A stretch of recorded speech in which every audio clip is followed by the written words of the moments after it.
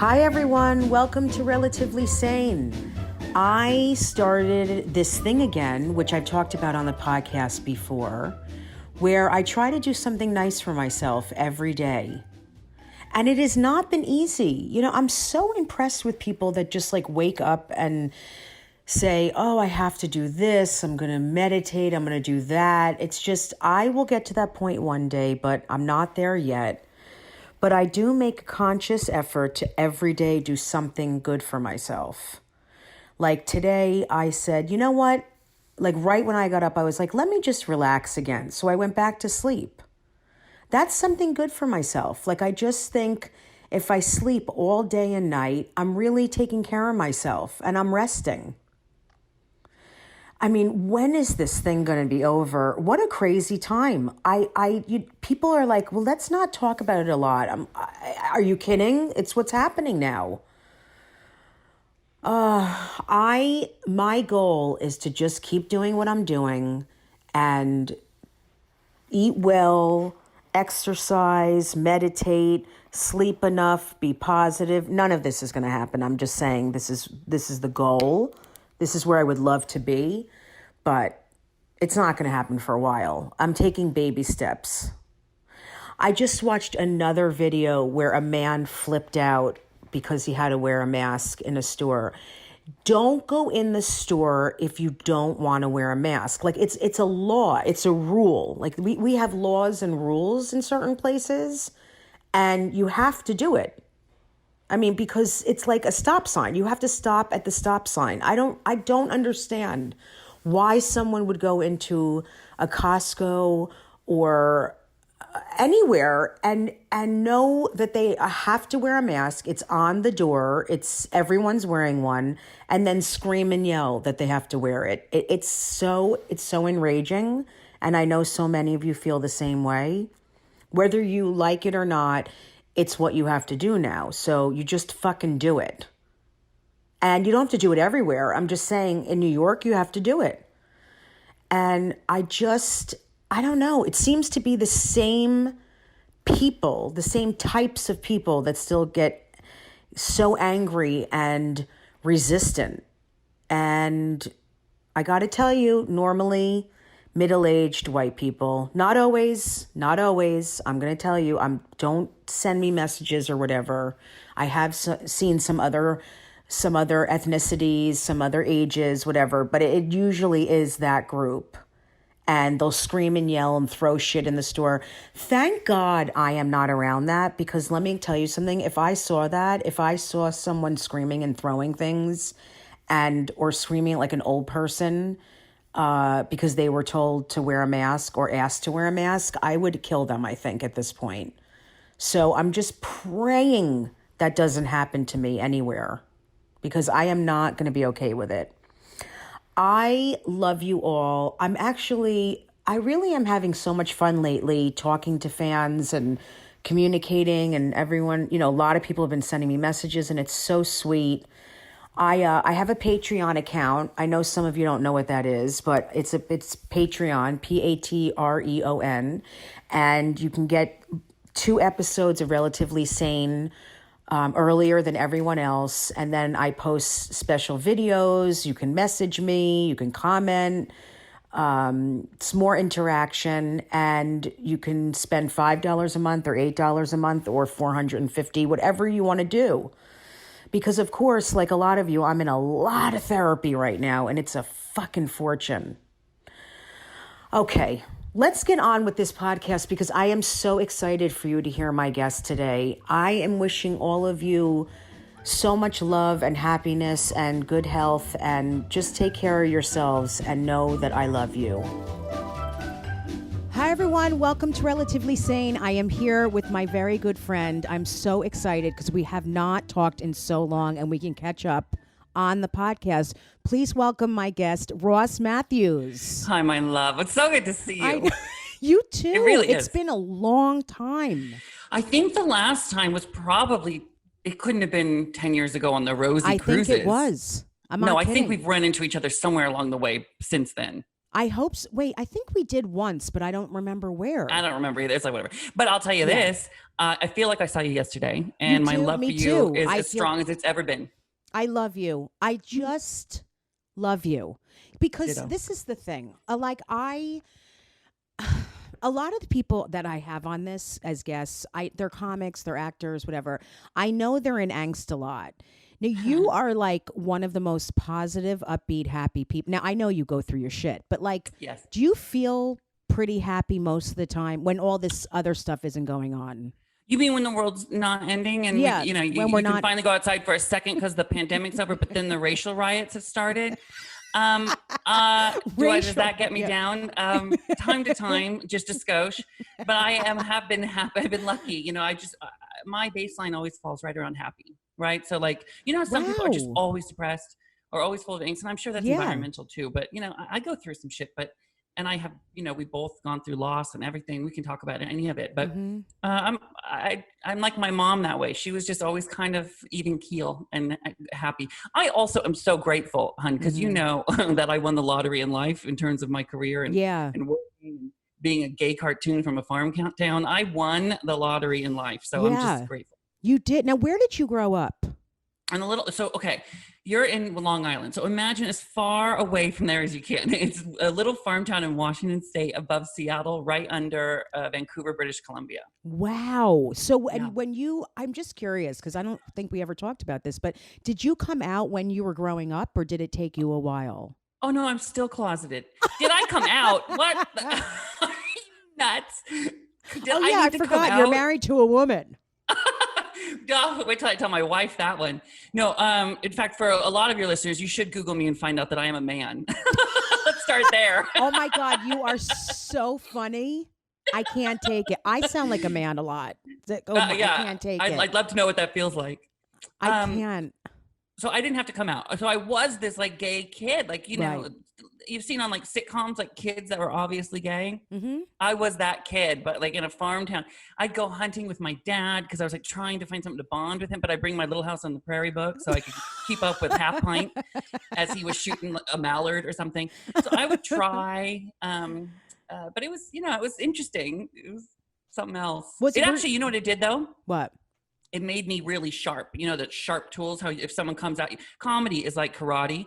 If someone, you don't use it, but if someone comes at you, you could chop their dick off. Yes, that's with a so good joke. true. And you learned that at a young age. I did too. Yeah. I learned that I could win people over. Yeah. And I had a lot of power because I was funny. And I got that at a very young age. You could win people over or you could bury them. Exactly. with a Or good I could, joke, and annihilate them in front of other people so they'd know not to fuck with me. Yeah. Uh-huh. So did you get teased a lot? Or no? I did, but I also had tons of friends. So like Yeah. I did, but I didn't. You know what I mean? It didn't feel like, I guess it feels, whatever your experience is feels normal to you. So it just felt like, yes, a lot, but also not a lot. And I was fine. Yeah, I mean, it's so interesting because you'd think from that area, meaning we don't, I have no idea. I don't know if it's like a liberal place but you're saying like a small town all the way up north in the west. Like I'm thinking people are like, what's this game boy doing here? Really. Yeah, they were there. Yeah, and they still are. Yeah, some of them, but there's also wonderful people. I think that's not to be Pollyanna about everything, but I think even when you go in the depth of like hell, places that would be awful for us to live, Yeah, we would find great people. Yes, I agree. Yeah. That's totally true. It really is. Do you find in comedy, because you're mostly happy and kind of upbeat, that it's really miserable? I mean, it is. Yeah. It's a very depressing group. Depressed group. Yes, and I am fascinated by comics. I am in awe of them. Some of my favorite comics are just the darkest people, and I'm certain that I annoy them all the time, on stage and off. But they let me stay around. Yeah, you are, because I have never met any. Well, I shouldn't say that. I have met people like that. We talked before we started, and I'm very open, and I asked, is there anything that you don't want to talk about? And you said, well, my mom passed, and it's it's interesting. It's horrible to go through it now. I mean, it's horrible. And I said did. we could talk about it. We could. And I know you're not alone here. I'm not alone here. You've Well, been that's through why I'm similar- talking about it. Like normally I wouldn't, but it's really like my father passed, and people that listen to the podcast know that it's such a weird time, and I feel for you because you can't mourn the way that you would, and a lot of people that are listening to this are mourning someone. I mean, it's it absolutely is, and it's something that I didn't think about until it happened, about mourning in the age when we can't hug people. Mm-hmm. Right? Do you know that's been the hardest thing for me? That's interesting you just said that. That has been to not have physical contact and be able to hug people and be around people. Now it's a little easier, but that was really hard for me for weeks. It's been hard. And and I'm single, and it's just me and 3 chihuahuas. I mean, when you were talking about your dad, one of them was scratching their ass. So I don't know if you heard the jingle of that the was collar my during father that. trying to speak to me. Your dog scratching his ass. Too soon. He's like, you stink. But it has been a unique challenge because you started the podcast with "Am I Always Happy?" and I said, of course, there have been times in this time that it's been difficult. That has been the most difficult, grieving alone, and then when I've been comforted to have to think like, oh my God, am I doing something wrong? I know. It's really, really hard. It is. We did a funeral where we had to stand with masks, and I've said this on the podcast before, but I'm Jewish, so we had to bring our own shovel. Like they made us bring our own shovel to the cemetery. Really? It was crazy, and I've said this on the podcast, but I'm like, Jews don't have shovel. We don't have shovels, so we had to borrow one. Back? We don't do anything. Are you kidding me? Juan comes to fix the lawn, and then he's gone with the shovel. There's no Can shovels. I ask you a question? I'm just thinking if I'm ever invited. I do have a small gardening shovel. It is pink. The metal part is pink, and the handle is white. I was going to bring my children's like shovels from the beach because we didn't know what to do. That's just in case. I have it in case I want to pot a succulent, just in case. So if you need one. I can't believe you have 3 chihuahuas. I mean, I just, you said that. I love chihuahuas. I used to have one. I love them too. And they're all like rescue mutts. And the most recent one I got, I got him at 12 years old. That just shows who you are, because most people would not do that. Well, he's been wonderful. But he's a barker. So it's like the first time I get him home, I'm like, welcome. You're going to have a beautiful retirement. I'll take care of you. And then, I get home after being gone today, and there's a note taped to my door, like, that dog needs to stop barking. And I'm like, really, Karma? That's what you did to me? I adopted a 12-year-old Chihuahua, and now you gave me a barker. So we're training him, and he's doing really well. Good. I don't even know. I guess it's like a person going to therapy to learn how to not yell so much. Like, how do you train a dog not to bark a lot? It's like anger management. I'll tell you this. I found with rescue dogs, and everyone should consider rescue now. It's a good time that we're stuck at home. I think love just cures them. I would tell you, I thought I could do that in dating as well. It's not the same. You can't just love someone hard enough until they stop barking. Well, that's like if you're dealing with an abusive person, you're like, if I just am more loving, if I just make them love me more. Yeah, of course. Have you ever had like a nice relationship that you thought, well, this might be the one, that I would marry and settle down with? I was with my partner, Salvador. We were together 10 years. But when were you with him? Did I meet him? You might have met him. I mean, that's right in the timeline of when we were together. Yeah, so you did. I think so. And we were together 10 years, and we broke up about 2 years ago, and we're great friends still. I mean, he literally was just staying. I'm in my house I live in LA, but I have a house in Palm Springs. He was staying here, and he was in the guest room. And when I was on the road traveling for the tour, he stayed at the house with the dogs. So we managed to do that thing that people can figure out. Wasn't easy, but we did it. No, I've managed to do that too. It's nice when you can do that. And just do you think? Do straight couples do that? I don't know any straight people, so you'll have to fill me in if you ever meet one in the wild. I know a lot because I don't know why. I just know a lot, and they're very strange people. No, I'm joking. Oh, they're weird. No, I'm joking too, but it's rarer. I think more rare to see straight couples. Gay couples can do it, can figure it out. I think a little bit better. I wonder why. I guess because we deal with so much in a way where, I don't know, maybe like because of what we deal with in gay relationships, it makes us closer. Like you know what? I don't even know what I just said, funny. but I know what always trying. Yeah. sorry, I'm thinking about this podcast right now. You're always trying to reach the most people and be so relatable. We are talking so niche. We're like, as gay comics who have been in breakups and made it work. Isn't that relatable? Who lost a parent recently and had a love chihuahua. chihuahuas. There are like 3 people who relate to us right now. No, a lot more do than you, because there's a lot of straight people listening that don't speak to someone they probably wish they did. I think it's hard. possible. I'd love to see that. Yeah, but it is hard, and with some people I have not been able to do that, for sure. With some women I've been with, I cannot stay friends with them.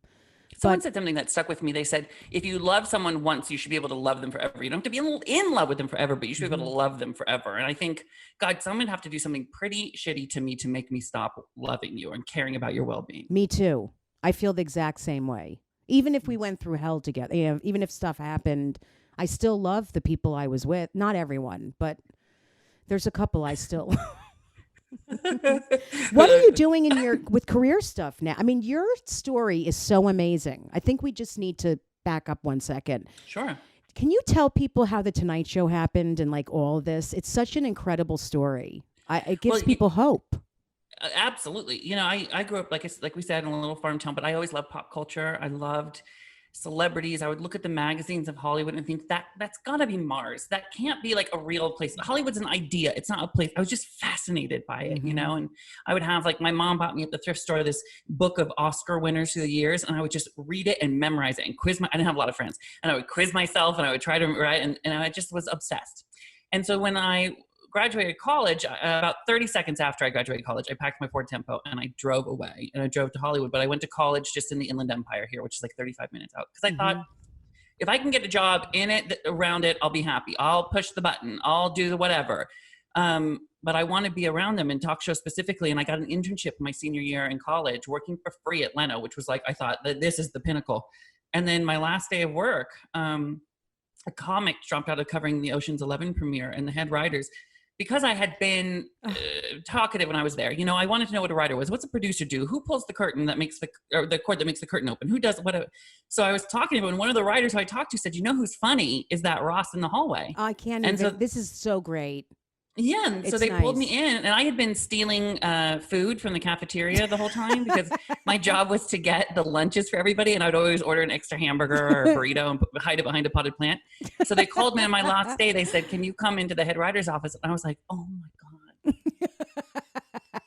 They thought I almost got through it, but on my last day, they found out about the burgers. But they said, "Hey, would you want to go cover the Ocean's 11 premiere for us tonight? Interview the celebrities." I was like, "Are you what?" Yes, yeah, you know. And then they didn't even think that would air. And then right away we shot it, and they were like, "It's going to air." And then they asked me to do another one, and then they asked me to cover the 2002 Olympics in Salt Lake City. I remember that. That was so. I remember it totally. Yep. Isn't that funny?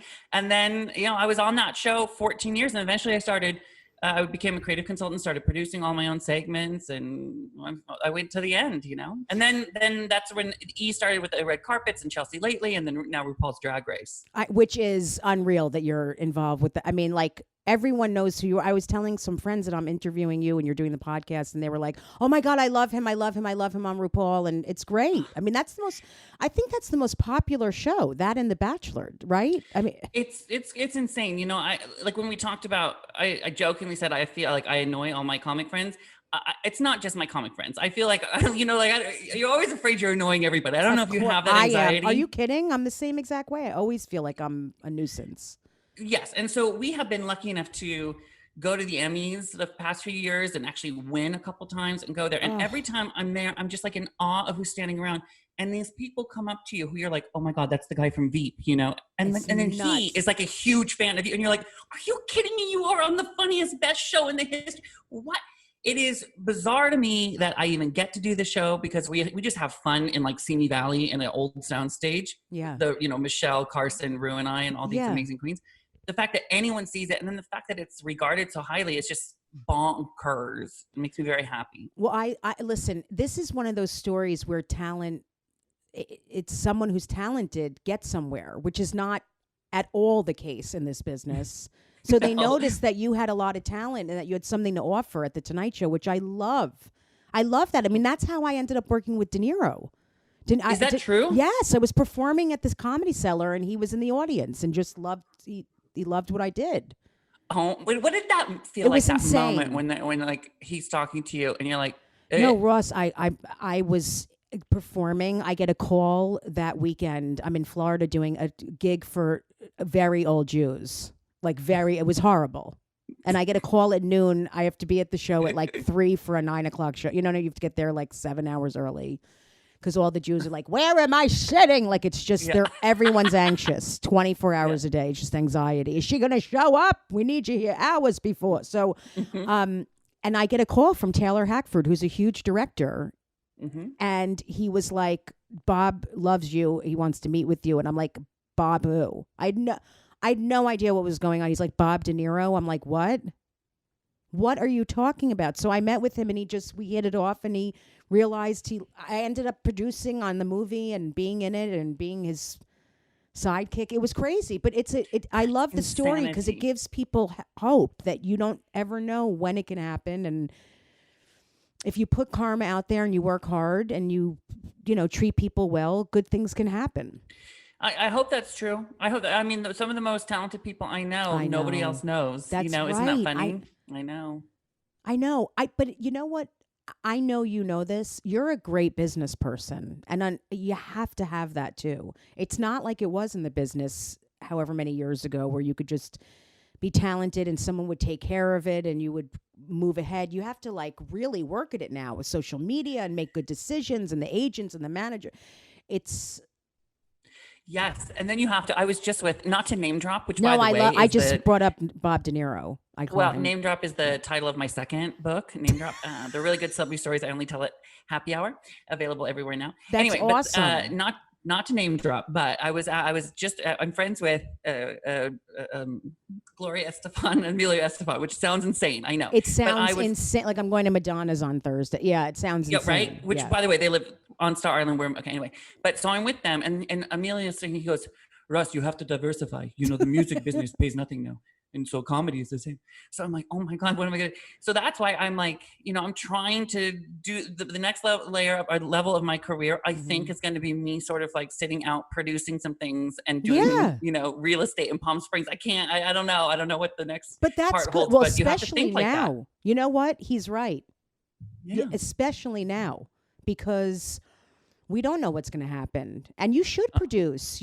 That's what you do well. Like you should produce other people or another show or whatever. That's the plan. I want to do game shows. I have stories to tell. So that's the plan. Who knows? I one day I was thinking like, oh, Ross, like no one's going to let you produce anything. And I was like, I would. Shut up. I know. Don't put yourself in that box. Do you ever do that? Like where you're just like, no, I'm this, so I'll stay here. This is where I am and who I am. That is so, I do it constantly and I fight that. Thank God I've done work where I know like, no, Jessica, this is you being in fear and telling yourself you can't do it. And the truth is you can. I mean, there's such idiots that do it.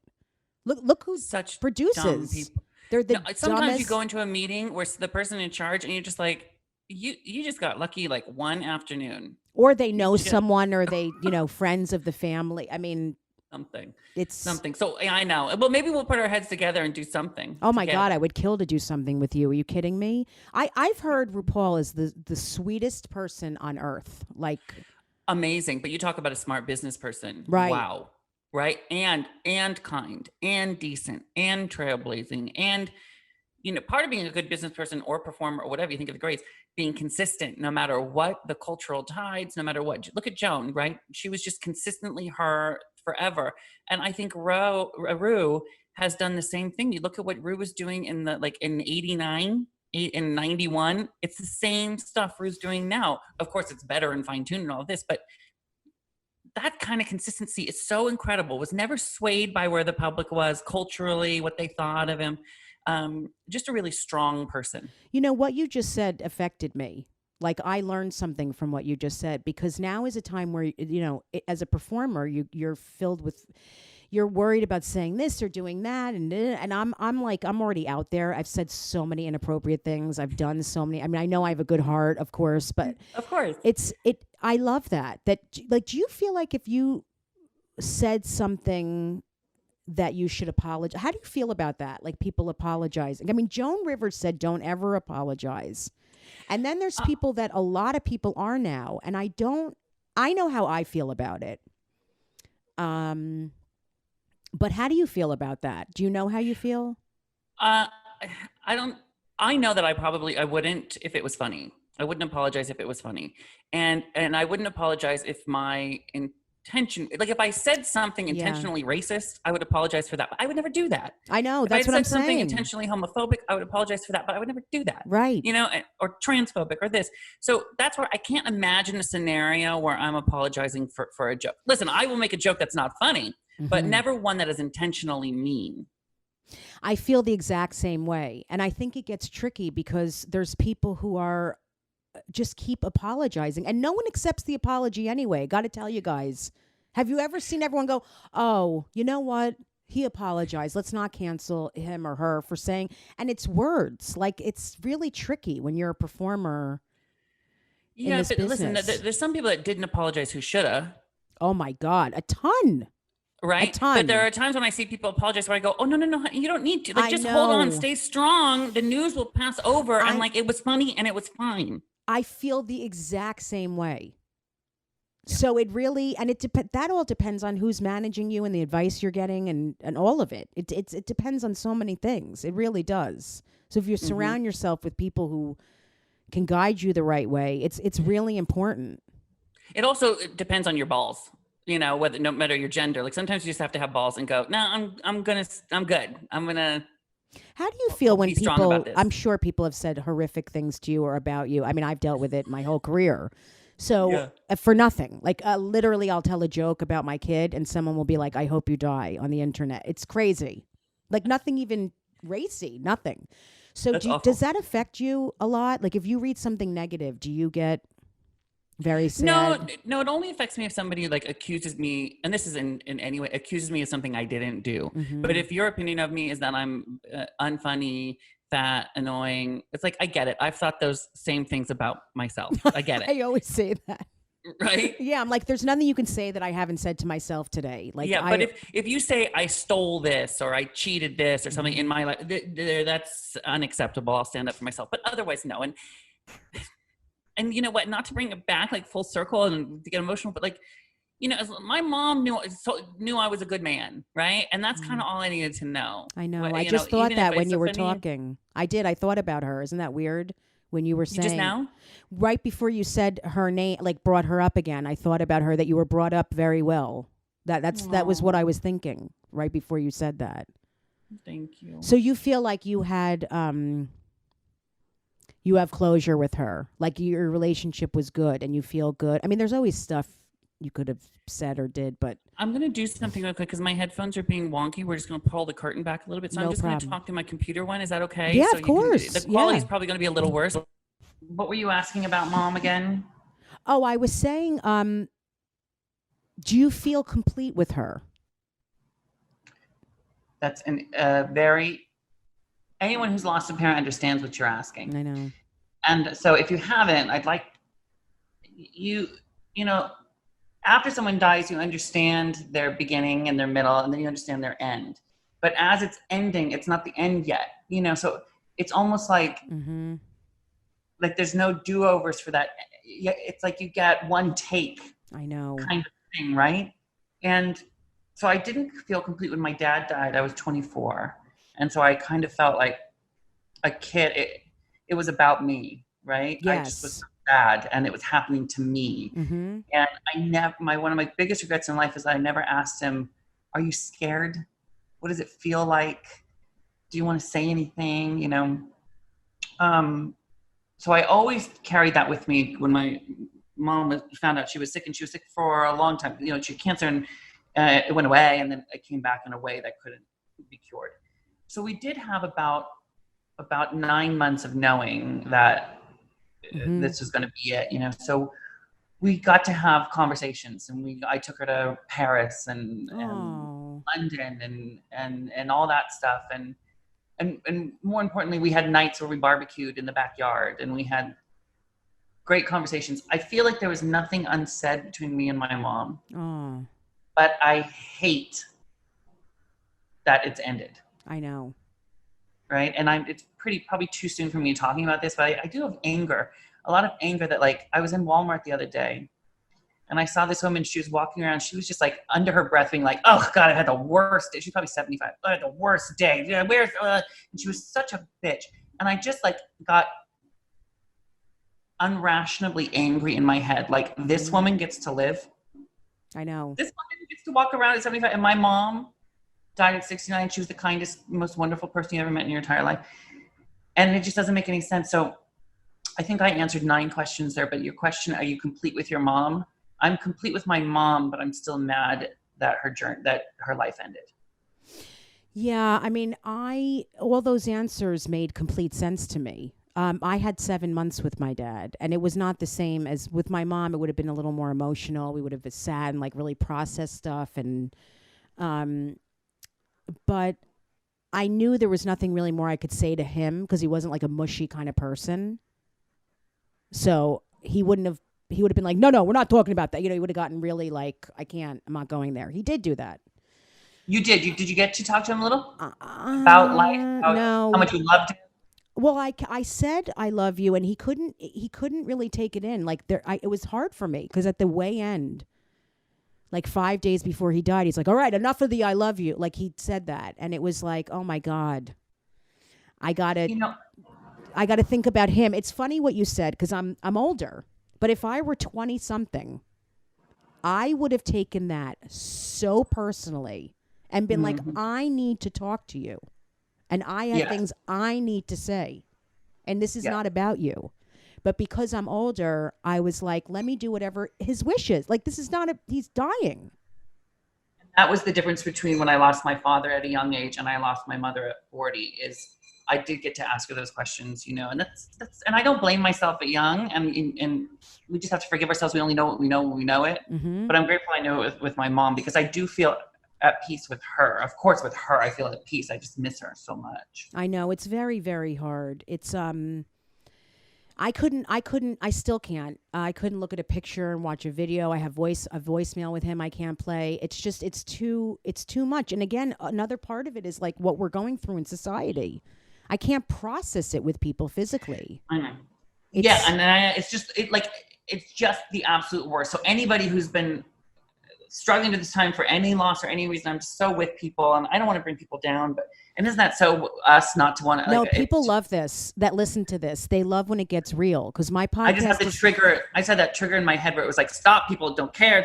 No, this is the kind of shit they want to hear. They don't want to hear about you. No, they all know that every comedian's podcast, not everyone, I shouldn't say that, but a lot are about them and being funny and getting laughs, and that's not what this podcast is. It's people get pretty deep, and a lot of people get a lot out of it. Like they'll hear stuff and go, "Oh my God, I don't feel alone. I feel." Aww. Yeah. So this is actually what happens on this podcast a lot. It's funny. Out of maybe 60, there's 3 that are really, really, really funny, and the rest are pretty deep. Thank you so much to all of my Patreon members for supporting the podcast. All right, hold up. Could you take a little off the P's? You're hitting them too hard. Not action. Thank you so much to all of my Patreon members for supporting the podcast. Hold on. Now you're whispering Patreon. Is there a reason you're whispering? Well, you said to take the somewhere in the middle. Okay. You ready? Action. Thank you so much to all of my Patreon members. Now you got to pause. For those of you who don't know, Patreon members, is that okay? It was perfect. Why'd you stop? Oh, okay. Patreon members. Cut. Let's go back to the beginning. Thank you and action.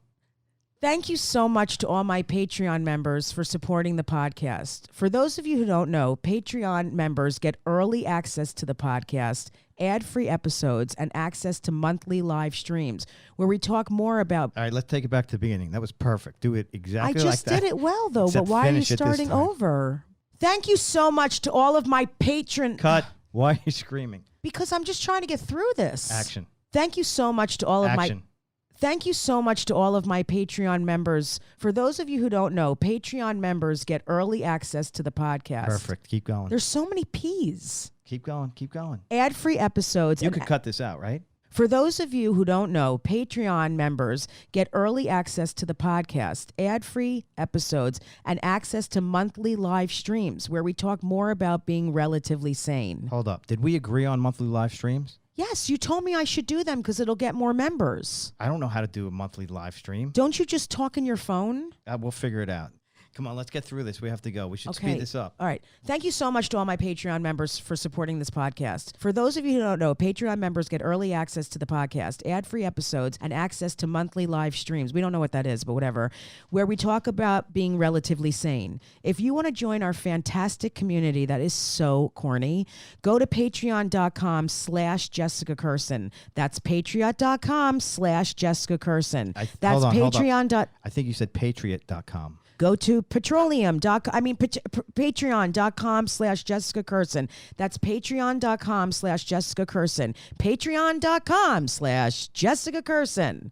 Thanks again. And cut. That's a wrap. Ugh. Well, but that is the most interesting thing about the people that you get to talk to. You talk to funny people is finding out the other side of them. And I think a lot of us have been in show business, which is so gross, but like show business for so long that even though it feels like, does that even exist anymore? But there is an outer layer a little bit. But, so I have a podcast called Straight Talk. And what I love so much about it is that it really is like under my sugar coating. Like it really is. That's great. Just like what you're doing here. It's the real stuff. Mm-hmm. Yeah. I mean, we all are complicated, and you're very out there with the stuff you do with like the E and this and that. And the Tonight Show is all about, hey, whoa. Like it's so upbeat, and you're human, and this is a tough time. I'm exhausted is what I am. I know. It is exhausting to have to be okay all the time. Not to have to be, but to really have to look okay. Yeah. I'm not going to complain, but yeah, it is interesting when you're your job, there have been moments when I've been really, really sad and are really, really going through a tough thing or a breakup or whatever. And you go to Starbucks and they know you as, hi, and so they want to see that. They're like, oh my God, do the thing, and so it's an interesting human experience. Ross, I can relate to that so much. Not now, because I've become much more inward and kind of aloof. That's what this business has done to me and the world. Seriously, because I used to be like you are, where I was like, not how you are now, but I'm just saying what I know of you, of like, hey, and upbeat a lot, and really like people felt good around me. And a lot of people still do, but like, I don't feel like that a lot anymore. I really don't. I don't. Is it the world or the world. Business? It's the world. I mean, the business I can deal with. Listen, every business is hard. But the more shit that's been going on in the world, the more I've just been like, oh God, I cannot be around people as much anymore. I can't. You're in a great position because you're working on a show where everyone's really, I know who you're around. I've been around that crew, that energy, and you must laugh constantly. Constantly. I mean, it's long hours, but it's long hours of joy. It really is so fun. And I'm so grateful, like every second of every day. And also like, during this pandemic, I've been like quarantined alone with the Chihuahuas, but I'm so fortunate that I can come to Palm Springs and sit in the pool. I mean, like how bad is life, right? Palm Springs is unreal. It's I live like an active senior citizen here. Why? Tell everyone what you do. Do you wear like slippers and a robe? I wear nothing but elastic clothing. Like I am right now. Hold on, I'm going to show you. I am in swim trunks right now that are elastic. You understand? Because I'm going to go in the pool after this. I love it. I wake up early. I have a sensible bedtime. I go to show tunes. I play penny slots every day when it's not a pandemic. It's just great. Everyone's here is either old and gay or on vacation. I know. It's the best. Everyone I meet from Palm Springs is an incredible person. Well, it's all the vitamin D, and it's a special place. Like there's actually mineral water bubbling up from the earth that heals you here. I mean, something is going on. Yes. Plus there's happy hour everywhere. Oh, that's so great. And I love like an appetizer and a specialty cocktail. You remind me, like, it's so funny because gay men a lot remind me of all the old Jewish women that I've been around my whole life. Like, I love a nice cocktail with a nice appetizer. You know, it's the exact same language that I grew up. And the penny slots and the Oh, the slip-on whole shoe thing. and the, Do you yeah. put the card in that's attached to the wire to you? Because that's pretty extreme. Let me tell you something. I have such strong opinion about this, and I have no evidence to back it up. But I believe if I use the membership card, which I have because it gets me $1.99 off the buffet, but I do not put it in the machine when I play the machine because I think they're tracking my winnings. Yes, I do too. Right? Yes. So I won't do it. And my friends think I'm crazy because you earn points. I'm like, It's not worth it.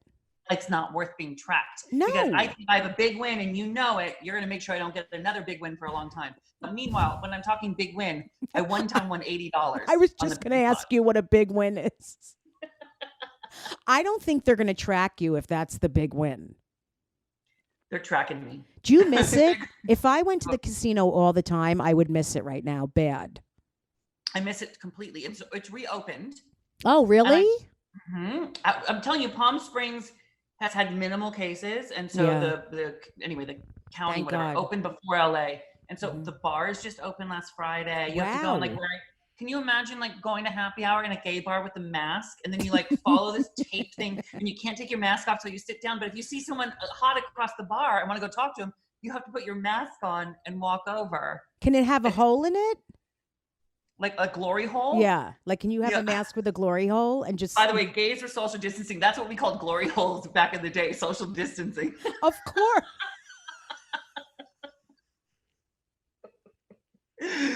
That is social. You have a wall. Right? It's safe as you can get. It's such a bizarre existence. I don't know what was more bizarre, having to be locked down at home or now trying to reemerge out into the real world with all these restrictions. It's crazy. I walk into happy hour and they buzz my temperature on my forehead with a little gun. What? I know what is happening. How did that? I shouldn't say a little. I'm pretty fearful of all that stuff. Meaning, it's just so weird to me. And I'm starting to get asked to do some shows, but like the whole thing with the temperature, the gloves, the mask. Like I don't know how it's going to work. Well, I think we have to move forward somehow. We have to. I agree. We have to figure it out, and there are going to be risks. And I think you just have to be responsible for your own risks and the rest of your family, and for as many other people as you can. I was in TJ Maxx yesterday, not to brag, but it was all like very fancy. Very. It was all spaced out. I did get a beautiful serving dish. I love you. Spaced out in line, and like I was an inch past my little square where I was supposed to stand, and this older guy and woman were in front of me, and they said, "Sir, would you step back?" And in a normal time, I'd be like, "Oh, is that 1 inch really driving me crazy?" But I just was like, you know what? I will, and I get it, and we're all in it together. That's the thing. If we don't all do that, we're going to end up killing each other. I mean, everyone is fearful. They're angry. It's just, you have to kind of just work with it and figure it out.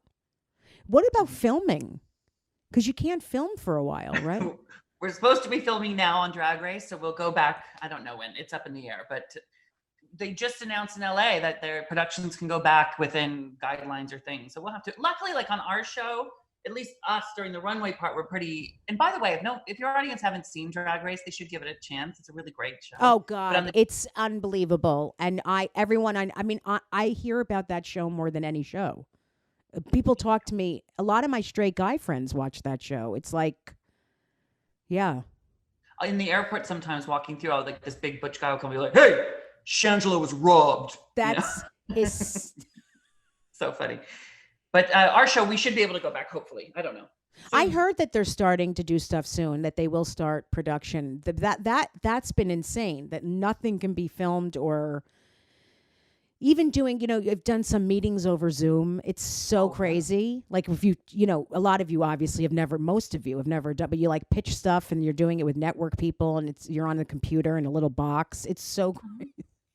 It's crazy. And the worst part is that like, when you're doing this and you're going to these meetings, I live in the Valley, and to drive to Santa Monica in the same city really is like an hour and a half each. Yes. way. Yeah. Now I'm doing Zooms 3-4 a day. I said, I'm never driving to Santa Monica again. I'm only doing Zoom. So there are some things that are coming out of this where our culture will never be the same that I think will be better.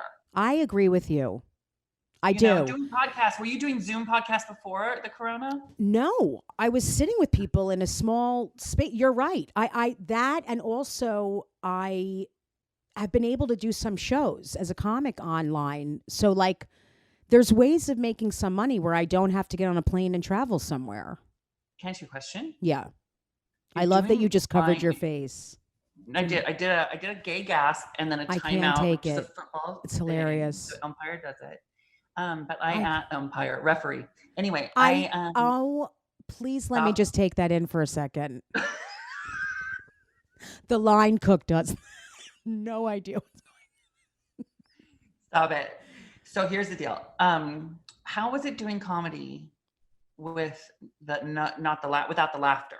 Well, I don't do it if I can't hear anything. So I have to hear some laughter. Excuse me. So there has to be some people that are unmuted because I did it and I wanted to. I cannot even tell you. The first time I did it, I had to do a half an hour and I looked at myself in a box. I didn't hear anything. And I said to I will never do that. I don't care if I have to stand on the street with a bucket.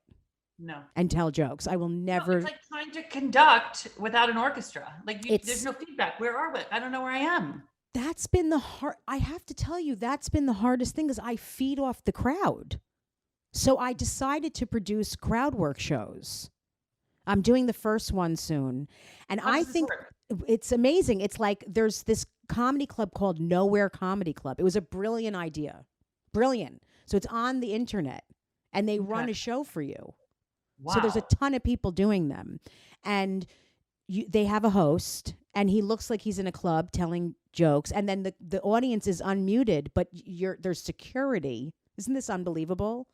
Within the audience that will kick you off if you heckle or they hear baby or anything. So there's guidelines. Chihuahua chains.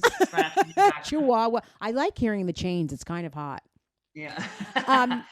Yeah. So it's really, so I said I should do a crowd work show. Yeah. Where no one's doing material. So there's 4 comics and we're just going to do crowd work with all the people in the Zoom thing. Like in the boxes. Smart. So good. We'll see. You have to make it work. Will you be a guest on my podcast and we can promote it? Are you kidding me? I would be your guest anytime. Okay. I want you to come on maybe next week. Yeah. I would love to. I have nothing else going. You know what we could do? We could really talk about laughing through loss and finding this stuff after that. So I would love to have those kind of conversations about how to try to get it together as a funny person who's sad. Well, I got to tell you, I would absolutely love to talk about that because I have unfortunately experience with it, like you. I have a daughter with heart disease, and I talk about it a lot. Yeah, she's only 4.5, and she's had 3 open heart surgeries and a stent. Oh, she still needs more open heart surgeries, and she still needs more stuff, a lot more. She has very damaged heart. So I've had to be in the hospital in a pediatric intensive care for days, sleeping there, and then go, hey, everyone, where are you from? What do you do? But I have to tell you, no matter how much I don't want to do it, I would resist it. It helped me so. It was my therapy. Yeah. And I plowed through it, and really, there have been so many times, and I know for you too, where you just feel like, I can't even imagine walking to the bathroom. Like I'm so sad right now that the thought of being on camera and doing this stuff and being funny but it always helps me to get out of myself and try to make someone else laugh. Yeah. You know, it always does. You know what I do is I have to, my friend laughs at me because whenever I'm sad, I paint a wall. A wall. No, I get it. It's action. You're taking action. And because I need to like when my show on E was canceled, I painted the fireplace in Palm Springs. And it was just because she goes, what are you doing? I said, I'm painting a wall because I painted a wall today.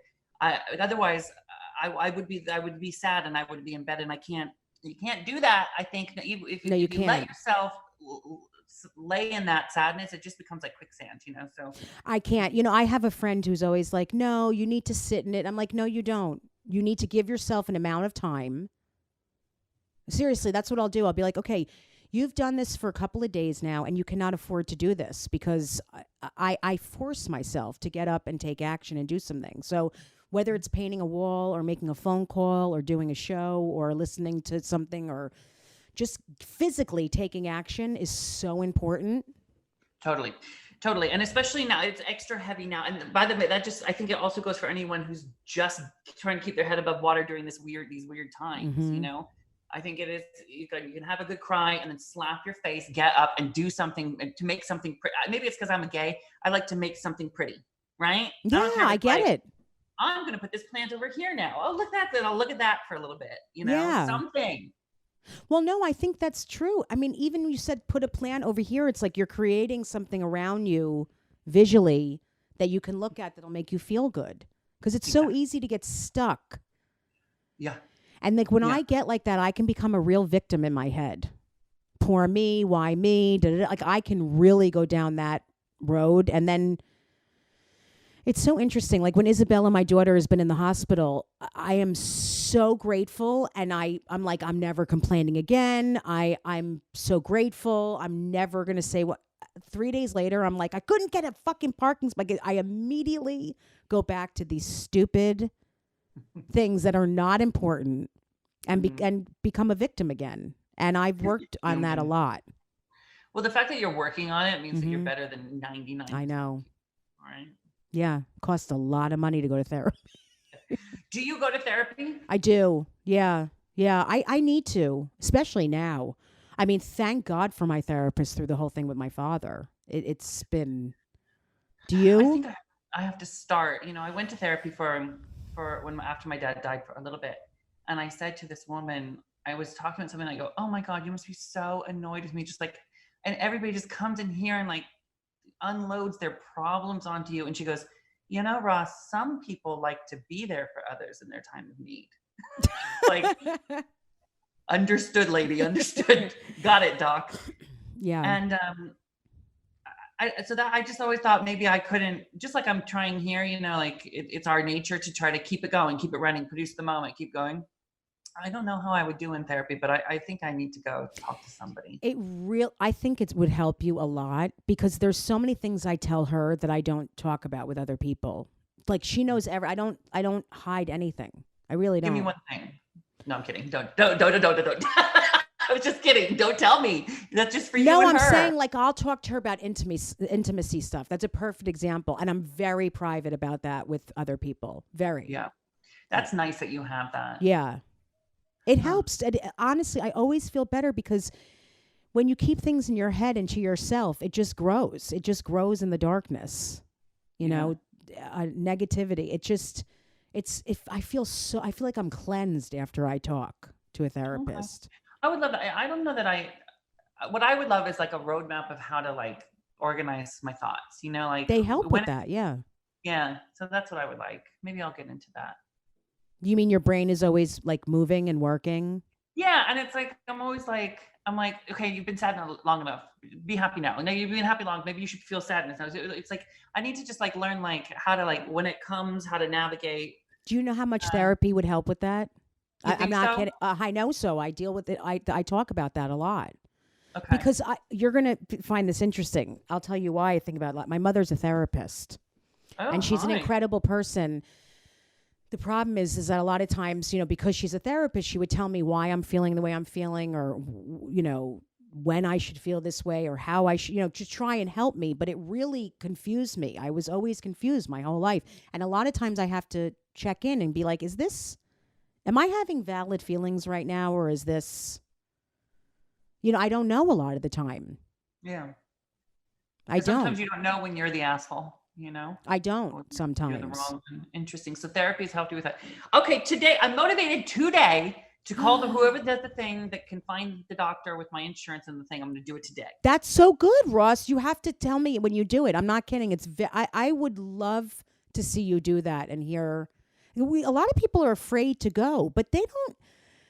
I don't know. I don't feel like they get so deep anymore. Like you lay on a couch and it's so, I don't know. It's just like modernized therapy a little bit. I feel like this has been therapeutic for me. So if it's me too. Like this, I'd be grateful. Yeah. Because I didn't know I didn't know your mom passed, and I know what I've been going through, and hearing what you're saying, I loved what you said about staying with Rue, like staying true to who you are and just being that person through your whole career and being genuine. It's really hard to do that. It is, it is. But like, what else would you do? I can't imagine. Well, a Some lot of of the people are songs are chameleons. Like they Yeah. go with the times and change their art to try and fit in and be accepted. And it seems like he just always just did what he does. Yeah. Don't you want to do that? Yes, I feel horrible about myself. No, I'm joking. Stop right now. I love you so much. Can you tell people the name of your podcast again and everything? Oh yeah. So watch. Listen to Straight Talk with Ross. We're going on 6 years now. Like Wow. 350 episodes. It's me and three of my best friends. It's called The Gay Best Friend You Wish You Had and Know You Need. It is so stupid. We have peripheral, like Howard Stern has people that go on the regulars that come on. We have big celebrities coming on. You're coming on. I soon. have to start listening to that. And that It's sounds super so great. Yeah, thank you. And then RuPaul's Drag Race. And then the new book is called Name Drop. And it's a really good celebrity stories I usually only tell at happy hour. And That's really such a great title. That is such a great title for the book. Yeah, it's Because really fun. when you And hear that, you want to read it. Well, no celebrities were harmed in the making of this book, except maybe a couple. And it really is about, I love show business. Like we started in the beginning of this. I love pop culture. And for the most part, these people, and I met everyone, have really been better than I ever dreamed. A couple of them along the way broke my heart. And a couple of times I really messed up. So it's all in there. I got to read that. I love that. I totally get it. It's great. Before we go, who's the most exciting person you ever met? Like, who freaked you out? Elizabeth Taylor. That's insane. And I accidentally called her. They told me I had to call her Dame Elizabeth. And I was like, oh, okay, like Dame Edna. And then I walked into her trailer and her dog was barking and she had lipstick on her teeth. And I just said, Dame Edna, Elizabeth Taylor. And it just went downhill from there. It just was not my best day at work. How old was she at the time when you met her? She was so beautiful. 300, I think. I can't take it. Was she wearing a diaper and nothing else? She looked like, okay, how do I say this without being mean? She was a beauty, right? Yes. And no matter what stage Elizabeth Taylor's at, she's gorgeous. This was about a year before, right? Mm-hmm. And she was just kind of laying in the back of a trailer in like a secret. It looked like a bedazzled tent, right? Like, do you remember like Jabba the Hutt or Pizza the Hut? Remember in Spaceballs, where they just like sat there? Yeah, It was like that in like jewel encrusted fabulousness, diamonds everywhere. So she was glamorous and gorgeous, but I remember just being like, not what I thought. Not what I thought. Yeah. I've had that too. I've had that happen. I'm picturing just a head with like a sheet, like a puffy blanket around her head. You know what you put under the Christmas tree? That's exactly. With like her head on it. Yeah, and that was it. That is so... Her head was the tree. Yeah. Mm-hmm. I love that you met her. I met Madonna and almost had a heart attack. That was insane. Yeah, she was okay. Yeah. I mean, I don't know how nice, not nice, but like it was in a comedy club. So that was, if I were her, I wouldn't have been like, hello, how are you? It was just very overwhelming. People were freaking out. So yeah, was she in the audience? She actually came in and went on stage with Amy Schumer at the Comedy Cellar. They're friends. Wow. So, but I was in a booth sitting with, I know it's so random. And I saw all these security people and I was like, someone huge is here. Because these guys were like 6'5". I was like, something's going on. And then I looked to my left. It was a fun moment when you're like, who is it? Who is it? Oh my God. I said to my friend, I can't see, but there's someone here. There's buzz, like it's crazy. And I looked over and it was her. And I was really, like, I don't get freaked out, but I was really freaked out. So Madonna and Amy Schumer are friends. Madonna is funny, I hear. Yes, I hear that too. Was she funny on stage? Yeah, they did some banter and it was funny. I mean, there was so much security, so I went downstairs to listen, and then they were like, everyone has to go back upstairs. And wow, a lot of celebrities try stand up. And they realize how hard it is. They're like, holy shit, this is hard. I would die to see like Morgan Freeman try to do a solid 10. That is a solid 10.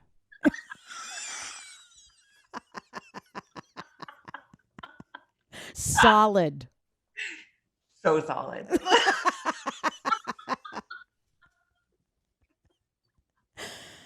Oh, he probably will do stand up after this. Who knows what's going to happen?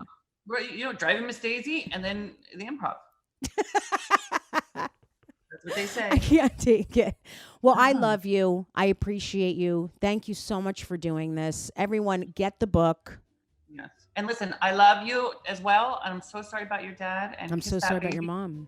Bella, for me. Lots of love to Yes. everybody, and for being a place where we can go to have like some real talk. Yes. I'm in. Whenever you guys can have me, I'm in. And this was amazing. Thank you. Thank you. I love you. Love you. Bye, honey.